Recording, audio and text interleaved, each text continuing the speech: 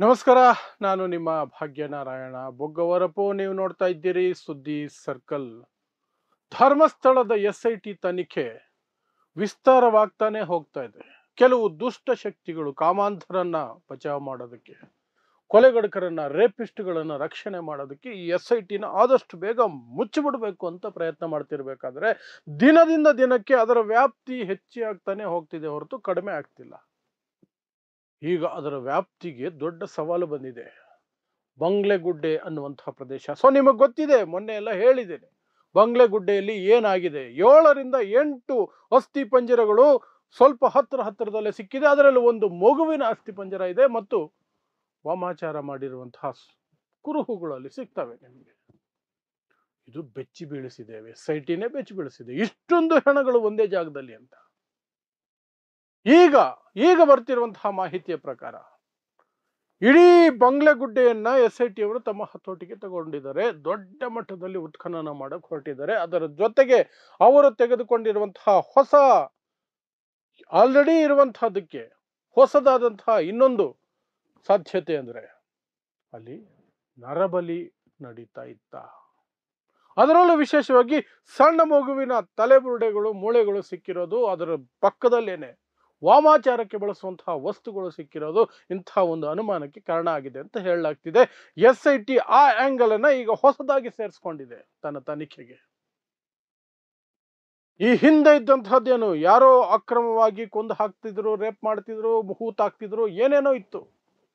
ಆತ್ಮಹತ್ಯೆನ, ಕೊಂದಿರೋದ, ಏನೆಲ್ಲ ಸಾಧ್ಯತೆಗಳ ಬಗ್ಗೆ ಅವರಿದ್ದಾಗ ಈಗ ಹೊಸ ಆಂಗಲ್ ಸಿಕ್ಕಿರುವಂತಹದ್ದು, ಹೊಸ ಸಾಧ್ಯತೆಯ ಕಡೆ ಹೋಗ್ಬೇಕಾಗಿರುವಂತಹದ್ದು. ಹಳೇದು ಹಾಗೆ ಇರುತ್ತೆ, ಹಳೇದ್ರ ಜೊತೆಗೆ ಇದು ಸೇರ್ಕೊಳ್ಳುತ್ತೆ. ನರಬಲಿ ನಡೀತಾ ಇತ್ತ ಆ ಜಾಗದಲ್ಲಿ ಅಂತ. ಈಗ ಅಲ್ಲಿ ದೊಡ್ಡ ಮಟ್ಟದ ಉತ್ಖನನಕ್ಕೆ SIT ತಯಾರಿ ನಡೆಸ್ಕೊಂಡಿದೆ. ಉತ್ಖನನ ಆಗುತ್ತೆ. ಇದೇ ರೀತಿಯಾಗಿ ಸುಮ್ಮನೆ ಮೇಲ್ ತೋಡಿದ್ದಕ್ಕೆ 6ರಿಂದ 7 ಸಿಕ್ಕಿದೆ ಅಂತ ಹೇಳಲಾಗ್ತಿದೆ. 8ವರೆಗೆ ಅಂತ ಕೆಲವರು ಹೇಳ್ತಿದ್ದಾರೆ. SIT ಅಂತೂ ಇಲ್ಲಿಯವರೆಗೆ ಯಾವುದೇ ಅಧಿಕೃತ ಮಾಹಿತಿ ಕೊಟ್ಟಿಲ್ಲ. ಎಲ್ಲವೂ ಸಹ ಮೂಲಗಳಿಂದ ಬರ್ತಿರುವ ಸುದ್ದಿಗಳೇ. ಬಟ್ ಅಧಿಕೃತತೆ ಅದಕ್ಕೆ ಹೆಚ್ಚಾಗಿದೆ, ಸತ್ಯ ಅನ್ನೋದಕ್ಕೆ ಸಾಧ್ಯತೆಗಳು ಹೆಚ್ಚಾಗಿದೆ. ಯಾಕಂದ್ರೆ ಬ್ಯಾಂಗ್ಳೂರ್ ಪೋಸ್ಟ್ ಅನ್ನುವಂತಹ ಒಂದು ವೆಬ್ಸೈಟ್, ಒಂದು ಪೋರ್ಟಲ್, ಇಲ್ಲಿಯವರೆಗೆ ಅದು ಹೇಳಿರುವಂತಹ ಎಲ್ಲ ಸುದ್ದಿಗಳು ಸಹ ನಿಜ ಆಗ್ತಾನೆ ಬರ್ತಿದೆ. ಅದು ಕನ್ಫರ್ಮ್ ಮಾಡ್ತಿದೆ. ಬಂಗ್ಲೆಗುಡ್ಡೆಯಲ್ಲಿ 8ವರೆಗೆ ಅಸ್ಥಿ ಪಂಜರಗಳು ಸಿಕ್ಕಿದ್ದಾವೆ ಅಂತ. ಹಾಗಾಗಿ ಅಷ್ಟು ಜಾಗದಲ್ಲೇ 8 ಸಿಕ್ಕಿದೆ ಅಂದ್ರೆ ವಿಶಾಲವಾಗಿರೋ ಇಡೀ ಗುಡ್ಡವನ್ನ ಅಗದ್ರೆ ಎಷ್ಟು ಸಿಗಬಹುದಲ್ಲ. ಅಷ್ಟು ಸಿಕ್ಕಾಗ ಬರೀ ವಾಮಾಚಾರ, ನರಬಲಿ ಮಾತ್ರ ಆಂಗಲ್ ಇರಲ್ಲ. ಅದ್ರ ಜೊತೆಗೆ ಹಳೆ ಆಂಗಲ್ಗಳು ಎಲ್ಲವೂ ಸೇರ್ಕೊಂಡಾಗ SITಯ ತನಿಖೆ ಮತ್ತಷ್ಟು ವ್ಯಾಪಿಸುತ್ತೆ, ಇನ್ನಷ್ಟು ಜನರಿಗೆ ನಡುಕ ಹುಟ್ಟಾಕತ್ತೆ. ಈಗ ಆಲ್ರೆಡಿ ನಡುಗ್ತಾ ಇದ್ದಾರೆ. ಯಾರೆಲ್ಲ SITಯ ವಿರುದ್ಧ ಇದ್ರು, ಯಾರೆಲ್ಲ ಅಲ್ಲಿ ತನಿಖೆನೇ ಆಗಬಾರದು ಅಂತಿದ್ರು, ಯಾರೆಲ್ಲ ಅದಕ್ಕೆ ಧರ್ಮದ ಆಂಗಲ್ ಕೊಟ್ಟು ಆ ಮೂಲಕ ಯಾರನ್ನೋ ರಕ್ಷಣೆ ಮಾಡೋದಕ್ಕೆ ಅವರ ಎಂಜಿಲ್ ಕಾಸು ತಿನ್ಕೊಂಡು ಬೊಗಳ್ತಾ ಇದ್ರು, ಅವರೆಲ್ಲರೂ ಸದ್ದು ಒಂದೊಂದೇ ಅಡಗ್ತಾ ಇದೆ. ಹಾಕಿರೋ ಪೋಸ್ಟ್ಗಳನ್ನ ಡಿಲೀಟ್ ಮಾಡ್ಕೊಳ್ತಿದ್ದಾರೆ. ಬರುವಂತಹ ಲೈವ್ ಕಾರ್ಯಕ್ರಮಗಳನ್ನ ಕಟ್ ಮಾಡ್ಕೊಳ್ತಾ ಇದ್ದಾರೆ. ಮಾತಾಡಕ್ಕೆ ಹೆದರ್ತಿದ್ದಾರೆ ಕೆಲವರು. ಯಾಕೆಂದ್ರೆ ಇಷ್ಟು ದಿನ ಯಾವುದೋ ಎಂಜಿಲ್ ಕಾಸ್ಗೆ ಬಾಯಿಗೆ ಬಂದಾಗ ಬೊಗಳ್ತಾ ಇದ್ರು. ಅದರಲ್ಲೂ ವಿಶೇಷವಾಗಿ ಏನೂ ಸಿಕ್ಕಿಲ್ಲ ಅನ್ನೋದನ್ನ ದೊಡ್ಡ ಜಪ ಮಾಡ್ಕೊಂಡಿದ್ರು. ಆದ್ರೆ ಈಗ ಒಂದೇ ಜಾಗದಲ್ಲಿ ಸ್ವಲ್ಪ ಅಂತರದಲ್ಲಿ 8ವರೆಗೆ ಅಸ್ಥಿ ಪಂಜರಗಳು, ಮೂಳೆಗಳು, ಮಗುವಿನ ಮೂಳೆಗಳು ಅಸ್ಥಿ ಪಂಜರ ಸಿಕ್ಕಿರೋದು ಇವರು ಬಾಯಿಗೆ ಒಂದು ರೀತಿಯಾಗಿ ಗೂಟ ಹೊಡೆದಂಗೆ ಆಗ್ಬಿಟ್ಟಿದೆ. ಆ ಕಡೆ ಎಂಜಿಲ್ ಕಾಸ್ ತಿಂದುಬಿಟ್ಟಿದೀವಿ, ಆ ಕಾಮಾಂಧರನ್ನ, ಆ ಕೊಲೆಗಡಕರನ್ನ, ಆ ರೇಪಿಸ್ಟ್ಗಳನ್ನ ರಕ್ಷಣೆ ಮಾಡೋ ಜವಾಬ್ದಾರಿ ಇದೆ ನಮ್ಮ ಮೇಲೆ ಅನ್ನುವಂತಹದ್ದಾದ್ರೆ, ಈ ಕಡೆ ಜನರನ್ನ ದಿಕ್ಕು ತಪ್ಪಿಸೋದಕ್ಕೆ ಸಾಧ್ಯನೇ ಆಗ್ತಿಲ್ಲ. ಯಾಕಂದ್ರೆ ದಿನ ಬೆಳಗಾದ್ರೆ ಹೊಸದು ಏನೋ ಒಂದು ಸಿಗ್ತಾನೆ ಇದೆ. ಹೇಗೆ ನಾವು ದಿಕ್ಕು ತಪ್ಪಿಸೋದಕ್ಕಾಗುತ್ತೆ? ಸ್ವಲ್ಪ ಯಾಮಾರಿದ್ರೆ ನಾವು ಲಾಕ್ ಆಗ್ಬಿಡ್ತೀವಿ ಅನ್ನುವ ಭಯದಲ್ಲಿ, ಅದರ ನಡುವೆ ಅವ್ರನ್ನ ರಕ್ಷಣೆನೂ ಮಾಡಬೇಕು, ಈ ಕಡೆ ಲಾಕ್ ಆಗದೇನೂ ಇರಬೇಕು ಅನ್ನೋದ್ರ ನಡುವೆ ಕನ್ಫ್ಯೂಸ್ ಆಗಿ ಸೈಲೆಂಟ್ ಆಗ್ಬಿಟ್ಟಿದ್ದಾರೆ. ಇನ್ನು ಈ ಹೊಸದಾಗಿ ಏನಾದರೂ ನರಬಲಿ ಆಂಗಲ್ ಅಂದಿದ ತಕ್ಷಣನೇ ನೋಡಿ ಕೆಲವರು ಹೇಳ್ತಾರೆ, ಇರ್ಬೋದು.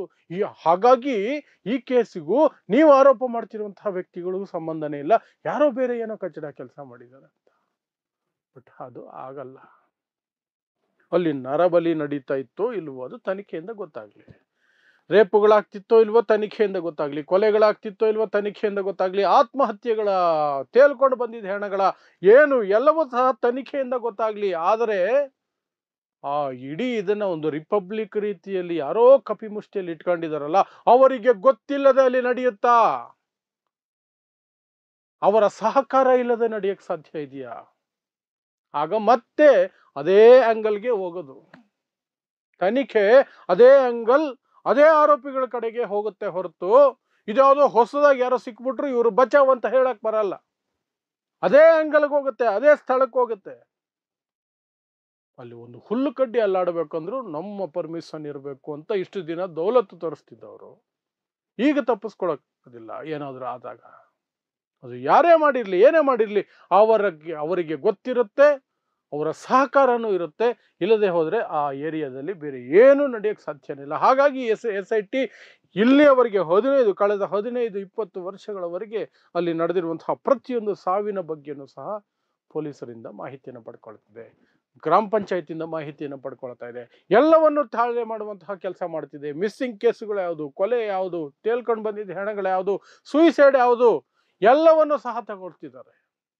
ಎಲ್ಲವನ್ನು ತಗೊಂಡು ಒಂದು ಲೆವೆಲ್ಗೆ ಲೆಕ್ಕಾಚಾರ ಹಾಕಿ ಆ ನಂತರ ಇಲ್ಲಿ ಸಿಗಬಹುದಾದಂತಹ ಇನ್ನಷ್ಟು ಮೂಳೆಗಳು ಅಥವಾ ತಲೆಬುರುಡೆಗಳು ಅಥವಾ ಅಸ್ಥಿ ಪಂಜರಗಳು ಸಿಕ್ಕರೆ ಅವುಗಳನ್ನು ಸಹ ಎಲ್ಲ ಇದು ಮಾಡಿಕೊಂಡು SITಗೆ ಕೆಲಸ ಜಾಸ್ತಿ ಆಗ್ತಾ ಹೋಗ್ತಿದೆ, ವ್ಯಾಪ್ತಿ ಜಾಸ್ತಿ ಆಗ್ತಾ ಹೋಗ್ತಿದೆ. ಮತ್ತು ಇವರು ಕನ್ಸು ಕಾಣ್ತಾ ಇದ್ರಲ್ಲ, ಏನು ಸಿಗಲ್ಲ 4 ದಿನ ಹಂಗಂಗೆ ತೋಡ್ಬಿಟ್ಟು ಹಾಳಾಗಿ ಹೋಗ್ಬಿಡ್ತಾರೆ, ಮುಚ್ಕೊಂಡು ಹೋಗ್ಬಿಡುತ್ತೆ SIT, ಏನು ಸಿಗಲ್ಲ, ನೆಮ್ಮದಿಯಾಗಿ ಇದ್ದು ಬಿಡ್ಬೋದು ನಾವು ಅಂತ ಕನಸು ಕಾಣ್ತಿದ್ದವ್ರಿಗೆ ಈಗ ನಾನಂತೂ ಸ್ಪಷ್ಟವಾಗಿ ಹೇಳ್ತಾ ಇದ್ದೀನಿ ಕೇಳಿ, ಈ ಬೆಳವಣಿಗೆಗಳಿಂದ SITಯ ತನಿಖೆ ಅವಧಿ ಇನ್ನೂ ವಿಸ್ತರಿಸುತ್ತೆ.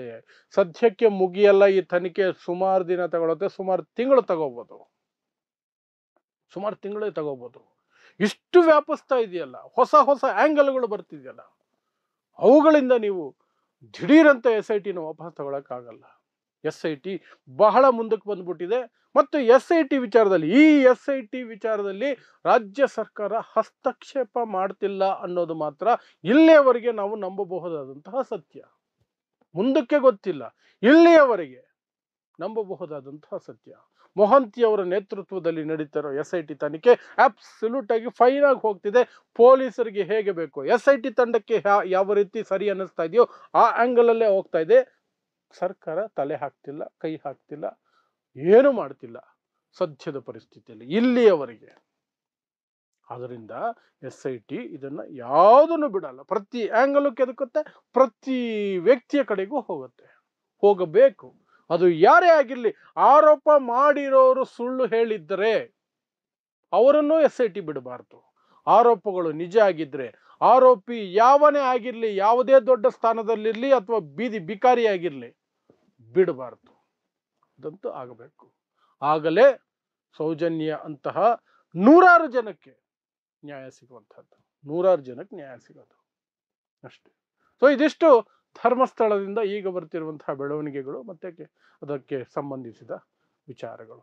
ಏನೇ ಬೆಳವಣಿಗೆ ಇದ್ರು ನಿಮಗೆ ಮತ್ತೆ ಹೇಳ್ತಿದ್ದೀನಿ, ನಿರಂತರವಾಗಿ ನಿಮ್ಮ ಮುಂದೆ ನಾವು ನಿಷ್ಪಕ್ಷಪಾತವಾಗಿ ಇಡುವಂತಹ ಪ್ರಯತ್ನವನ್ನು ಮಾಡ್ತಾನೆ ಇರ್ತೀವಿ. ಸೊ ಇಂತಹದೇ ವಿಶೇಷ ವಿಶ್ಲೇಷಣೆಗಳಿಗಾಗಿ ನೋಡ್ತಾ ಇರಿ ಸುದ್ದಿ ಸರ್ಕಲ್. ನಾನು ನಿಮ್ಮ ಭಾಗ್ಯನಾರಾಯಣ ಬೊಗ್ಗವರಪು.